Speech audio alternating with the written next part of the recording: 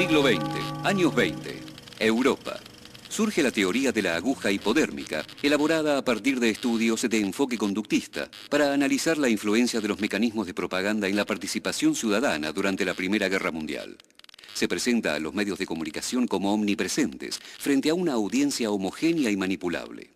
Sobre esta base, el ministro nazi de propaganda, Joseph Goebbels, promueve los 11 principios de la propaganda. El primero, adoptar una única idea, un único símbolo, individualizar al adversario en un único enemigo. 1948, Estados Unidos. Shannon y Weaver presentan el primer modelo matemático de comunicación. Emisor, transmisión, canal, receptor, destino. Un modelo lineal de aplicación universal que describe la comunicación entre seres humanos, máquinas o sistemas informáticos. Se exponen 3 niveles. El técnico, que refiere a cómo se traslada el mensaje y cuáles son los efectos del ruido. El semántico, vinculado a cómo llega el mensaje a destino. Y el pragmático, donde se analizan los efectos de la comunicación, la influencia y la efectividad del mensaje. 1949.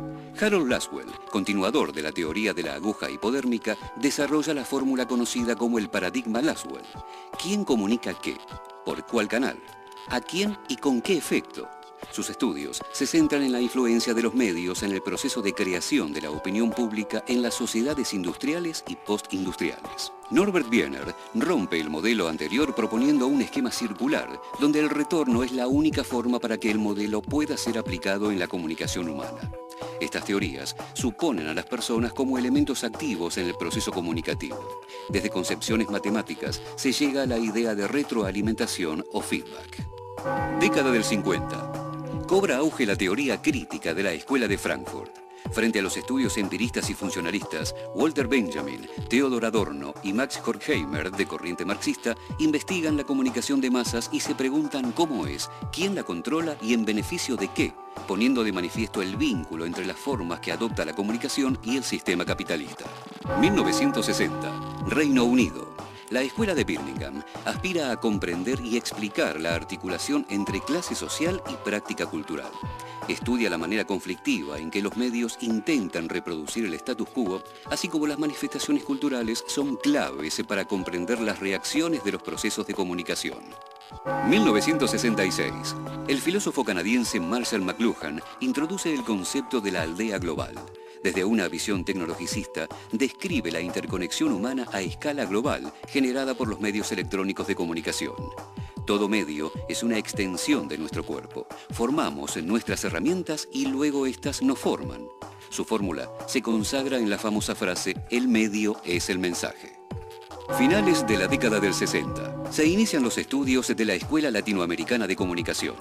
Con fuertes críticas a las corrientes norteamericanas y acercamientos a la Escuela de Frankfurt y a los estudios culturalistas, se desarrollan los primeros trabajos dedicados a pensar la especificidad comunicacional de nuestros países. Se denuncian las grandes concentraciones mediáticas y el desfasaje entre los modelos tecnológicos importados y las condiciones de recepción local. Década del 70. Se desarrollan los primeros estudios de comunicación alternativa. Al análisis de los intereses del emisor y los dueños de los medios se suman trabajos tendientes a pensar y generar medios contrahegemónicos. El objetivo es disputarle a los medios masivos la construcción social del sentido. 1973. Con el foco de análisis sobre la actividad periodística surge la teoría de la agenda setting, que plantea la influencia de los medios de comunicación sobre el público al determinar qué historias poseen interés informativo y qué importancia se les da. Los medios pueden no acertar al decirnos cómo pensar sobre un determinado tema, pero sí nos dicen sobre qué pensar al excluir determinados temas de la agenda noticiosa. 1990. Alemania.